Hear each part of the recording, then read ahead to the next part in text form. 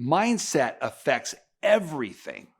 In fact, your mindset is the lens through which your brain is interpreting your life's experiences.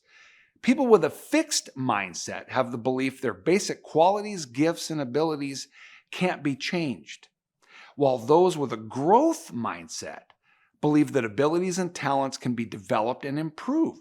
Research has shown that people with a growth mindset unequivocally achieve more than those with a fixed mindset.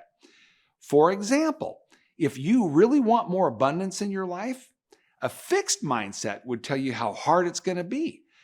No matter how hard you might try, you'll never really advance your career, get that promotion, or develop new valuable skills. But a growth mindset will view the challenge as an opportunity to find new creative solutions. And as you do, your potential can expand and expand. Adopting a growth mindset not only leads to new skills and opportunities and untapped potential, but more importantly, helps you turn your dreams into reality.